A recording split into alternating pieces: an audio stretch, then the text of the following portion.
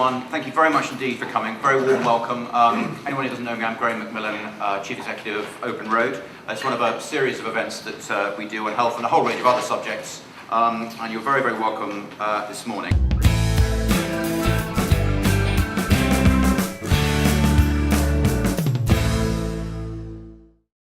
Let me just try to stick to 3 minutes, actually, because these sessions are more interesting if they're a genuine dialogue, question and answer. But the key points, it seems to me, to make about health reform at this stage is to remind ourselves that it takes place against the background of the most substantial management challenge that healthcare has ever faced in this or any other country. And when the history of this Parliament is written from a health policy perspective, probably by Michael White, the health and social care bill, in my view, will be remembered as a relatively minor footnote. What will really make the weather determine the shape of health policy and the shape of the health record during this Parliament is success or failure in the delivery of what in the Health Select Committee we summarise as the Nicholson Challenge, named after Sir David Nicholson, the Chief Executive of the Health Service, first articulated in May 2009, 12 months before the general election, and there are various different formulations of this. Sir David's own formulation is to talk about 15 to 20 billion pounds of something, which is why I don't particularly like that formulation. My own preferred formulation is to describe it as 4% efficiency gain 4 years running. And the reason for that is 15 to 20 billion pounds is described as cuts, but it isn't cuts because the money's still going into the service. It's the requirement to achieve to deliver more for less, or more for the same, I should say, out of the health budget. And so to describe it as cuts is simply incorrect. It's also, I think, misleading to talk about 15 to 20 billion because it implies that the rest of the other 80 billion is somehow exempt from the requirement for change. This is actually a system-wide challenge to deliver an unprecedented efficiency gain 4 years running. Unprecedented not just in this country, but unprecedented in any comparable healthcare system anywhere in the world. It's about treating 4% more patients year on year, 4% increased demand for healthcare out of a flat real terms budget. You don't need an MBA to work out. That means 4% efficiency gain 4 years running.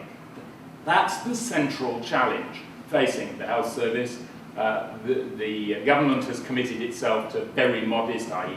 round numbers, flat real terms budgets for the health service. And of course that's a more generous cash settlement for the health service than for the majority of public services, but has the requirement to meet demand for healthcare out of that flat budget. And that's what's going to make the weather. I'm often asked, is that simply a code for saying actually unprecedented equals impossible? I don't personally believe it's impossible, although I certainly think it's a monumental challenge. The way, if you're going to set out to deliver that kind of efficiency gain, the way I think you have to do it in the health service is to address the fundamental questions about the shape of the way we deliver healthcare, jargon, the clinical model. We need to be much better at dealing with long-term conditions in an integrated way, dealing with earlier intervention in order to avoid conditions deteriorating to the point where they unnecessarily need acute care. So much of the demands for acute care placed on the system arise because we don't achieve timely early intervention, which is, not only is that good economics because it avoids the requirement for expensive acute care, it's also much better care for the individuals. Most of us, if given the choice between an early intervention which allows us to lead a relatively healthy life and a delayed intervention which leads to us needing acute care in hospital, would choose the first rather than the second. It's a definition of good care as well as being a definition of economic care. So restructuring the clinical model to put the emphasis on early, timely interventions in the community in order to avoid unnecessary growth in demand for acute services. That's the priority, and it's one of the things that came out of the listening exercise led by Steve Field in the spring of this year. Lots and lots of words, 4 documents, not all of it completely reconciled, not all of propositions all completely reconcilable with each other. In other words, a completely standard government document. Through the fog came a single word that wasn't there in the original policy and was picked out by the Prime Minister and is going to be formulated, we're promised, as a new statutory duty on both commissioners and providers of healthcare to work towards more integrated services.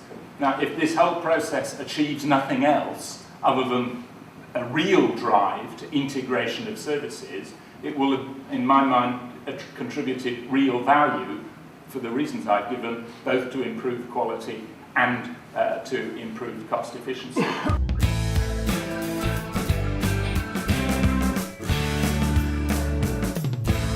This is Jessica Frost from Open Road with Michael White from The Guardian and Mike Farrar, the newly minted Chief Executive of the NHS Confederation. Turning first to you, Michael, you've witnessed lots of reforms of the NHS. How and why do you think the government got this one so wrong? I think David Cameron entrusted the whole thing to Andrew Lansley, whose knowledge of the NHS is, by general consent, considerable. There's hardly a hospital ward he didn't visit in the 6 years that he was Shadow Health Secretary. It's the only job he's ever wanted. His family worked in the NHS. He was family. He was there as the safe pair of hands to reassure voters that, yes, the NHS was safe with the Tories. But strange to say, beneath that calm and very honourable exterior, Mr. Lansley had a big blueprint. Everybody agrees he could have achieved most of his goals slowly, incrementally, building upon what he had inherited from Labour. Instead, he tried to create one of those massive contraptions. When I was younger, we used to call them Heath Robinson machines, bits chained here and working with pulleys. Nobody understands it.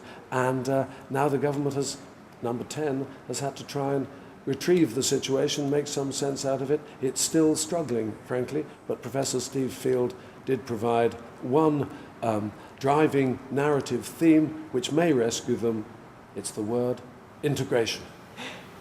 And Mike, we've seen lots of people leave the Department of Health. Roger Boyle made some fairly inflammatory comments last week about why he was leaving. What is morale like in the NHS at the moment, and do you think it can kind of gird its loins and enact the reforms that are being expected of it? Well, I think morale is quite low, but also there is an emerging sense of determination which I don't think people have spotted quite yet. I mean, the NHS can only be miserable for so long, really. Managers tend to come into the service to do good things, and we just had our big conference recently, and the mood was one of sort of bafflement at one level and slight annoyance at being criticised so much, but also determination to sort of like get on and do the right thing locally. And that's because, you know, there's a lot of people trying to separate the wood from the trees, and these guys can see the forest fire burning quite quickly. So at some point, if they don't act, they get burnt. So I think this sense of despondency is being overtaken quite rapidly, despite the fact that the context still remains quite challenging, with determination to try and do stuff, really, and get on and do the right thing. The bill has had a fairly torrid time passing through the House of Commons. It still has to go through the House of Lords, where there will be arguably greater scrutiny of the legislation by people who are fairly expert in these matters. What kind of bill do you think both of you will emerge from the House of Lords consideration? Well, just one point of fact. It was interesting, Shirley Williams on Friday, again at the conference, said that she believed that the bill was still in play with the Liberal Democrat peers, which suggests that the coalition agreement that is going to get the bill passed through the Commons may come under quite a good deal of pressure in the Lords. If that is the case, it may well throw up some of the fundamentals again of the bill, rather than it being tweaked through the Lords, albeit that it would be come under significant challenge. And I think that's going to be the critical bit. What will the Liberal Democrat peers do? Will they play the game of the way that the coalition's operated in the Commons? I suspect that there's a good deal of complexity still to be sort of like debated quite long, and I don't think this will be a quick passage through the Lords at all. I think it'll take considerable time. But I come back to my point that all the time the NHS is going to have to get on, it can't wait. So it's going to have to, it may well be that the bill gets overtaken by action on the ground. Yep, I agree with that. The Nicholson challenge, we heard at the conference this morning from Stephen Dorrell, the former Health Secretary, saying, as he said so many times before, the Nicholson challenge, the 4% a year for 4 years, efficiency savings, as he likes to express it, not £20 million, £1 billion, that it's much more important than the bill. And with hindsight will be seen that way. So I think real life will go on, providing the NHS, both at the top, senior managers and the grassroots, has a sense of direction as to where they're going. As for the bill, well, Professor Steve Field produced a pretty coherent report in a hurry, which has given it a greater degree of internal cohesion than it had. My impression is the Lib Dems signed up for the original bill and were made to look idiots. Now signed up for the Field version of the bill, as I will call it. They can't really back off it again, and that I think Shirley Williams, who is in politics regarded as a sort of Mother Teresa figure, I don't share that admiration. I think in many ways she represents the forces of conservatism, to use a Tony Blair phrase, on the direction the NHS has to go. But whether or not she can persuade her elderly colleagues by patting them on the knee, they all get a bit of a knee trembler from Shirley up at the House of Lords. Whether she can do that, I doubt. And I think there'll be strong pressure for the Lib Dem peers to shut up and put up. But the glorious thing about the House of Lords is they're full of people beyond ambition. Presidents of royal colleges, eminent former secretaries of state, all sorts of people, and they won't be told what to do. They have to be persuaded. So who can say? We've spoken a lot about the challenges of the health reforms and implicit in the bill. What opportunities do you think there are in NHS reform, and which should be seized now or in the next few years so that we end up with a different NHS to what we currently have?